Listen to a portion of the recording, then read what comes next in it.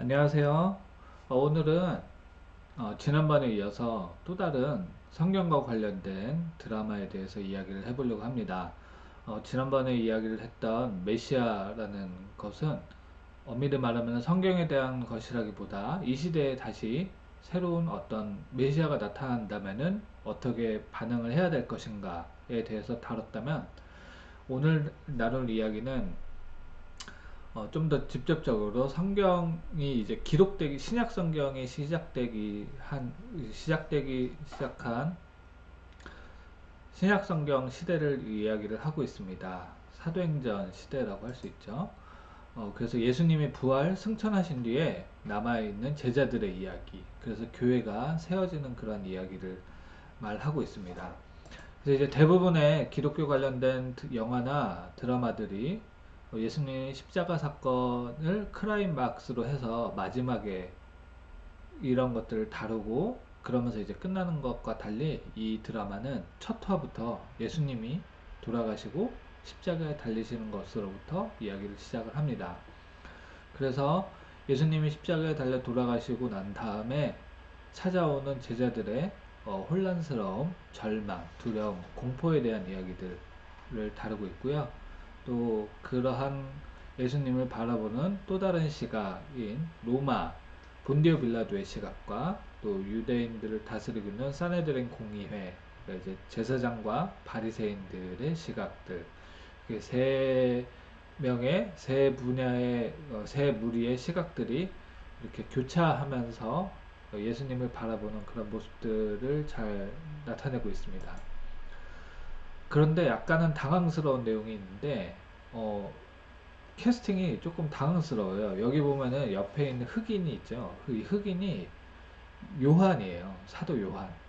그리고 왼쪽에 이 백인 이 배우분이 베드로인데, 어, 둘 다 사실은 실제로 역사에, 성경에 기록된 것을 보면 다 유태인들이잖아요. 그래서 사실은 중동 사람들이고, 어떻게 보면은 그런 약간 까무잡잡한 아랍계 사람들이라고 볼 수 있는데, 이 캐스팅된 베드로는 파란 눈에 너무 백인이고, 요한은 완전한 흑인으로 나와 있는 거죠.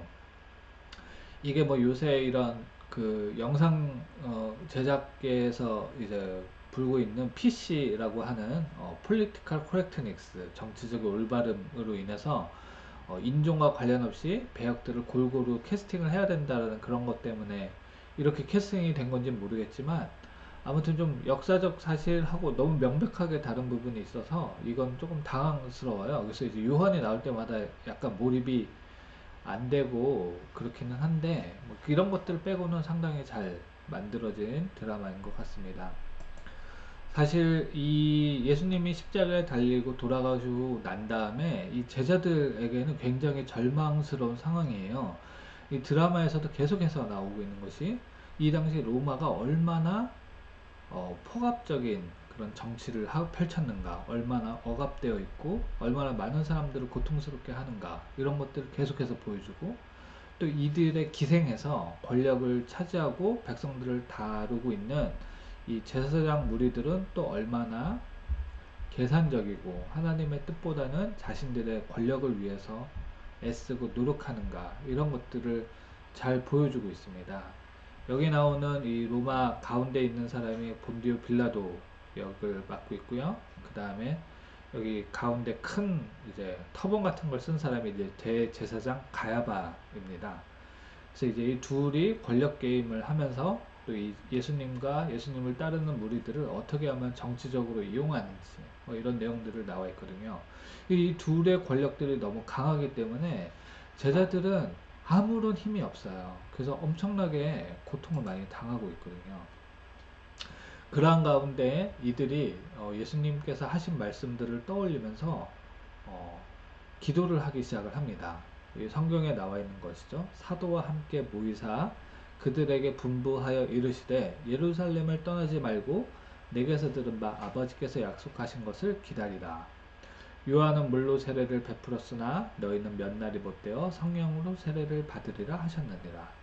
사실 이 말씀을 하셨을 때는 사실은 제자들이 예루살렘 안에 있는 것이 너무 두려워서 갈릴리로 도망갔죠. 그래서 이제 거기서 고기를 잡는다고 하면서 베드로와 함께 배에서 고기를 잡죠. 근데 밤이 맞도록 한 마리도 잡히지 않고 있다가 바닷가에서 그 강가 호숫가에 서 있는 예수님이 반대편으로 그물을 던지라고 했을 때 그물이 찢어질 정도로 고기가 잡히고 예수님을 만나고 이런 장면들이 있죠.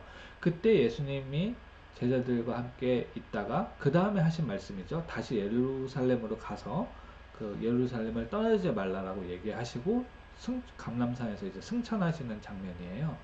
제자들은 다시 두려움을 무릅쓰고 예루살렘으로 돌아갑니다. 거기서 이제 기도를 하다가 이제 오순절에 성령 충만함과 성령 강림을 경험을 하면서 이제 교회가 탄생을 하게 되는 것이죠. 근데 사실 그 이후에도 계속해서 나오는 것들이 이들이 얼마나 무기력한지, 이들에게 닥쳐진 고난이 얼마나 강하고 거센지에 대한 것들이 계속해서 나와요. 계속해서 십자가에 달려서 많은 사람들이 죽고 또 감옥에 갇히고 이렇게 매를 맞고 이런 내용들이 계속해서 나오거든요. 그래서 이들이 정말 의지할 것은 성령님밖에 없었어요. 그래서 이 장면이 이제 오순절에 성령 세례가 이제 임하는 장면을 표현하는 장면인데, 사실 이렇게 성령 충만함을 받고 사람들 앞에 설교를 하고 또 이렇게 주의 백성들이 날로 늘어나는 기적을 맛보기는 하지만 그 가운데서도 여전히 어려움과 고통스러움은 계속되는 것이에요. 아나니아 삽비라의 사건이 있었고 어, 믿는 사람들은 날로 늘어나지만 그를 바라보는 폭압과 압제도 계속해서 가중되는 그런 상황인 것이죠. 그래서 사실 이들에게 의지할 수 있는 것은 더욱더 성령님의 능력밖에 없었던 것 같습니다.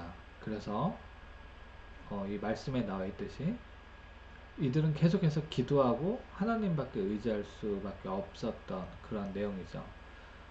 내가 또 너희에게 이르노니 구하라 그러면 너희에게 주실 것이요 찾으라 그러면 찾아낼 것이요 문을 두드리라 그러면 너희에게 열릴 것이니 구하는 이마다 받을 것이요 찾는 이는 찾아낼 것이요 두드리는 이에게는 열릴 것이니라. 너희 중에 아버지 된 자로서 누가 아들이 생선을 달라 하는데 생선 대신에 뱀을 주며 알을 달라 하는데 전갈을 주겠느냐. 너희가 악할지라도 좋은 것을 자식에게 줄 줄 알거든 하물며 너희 하늘 아버지께서 구하는 자에게 성령을 주시지 않겠느냐 하시니라.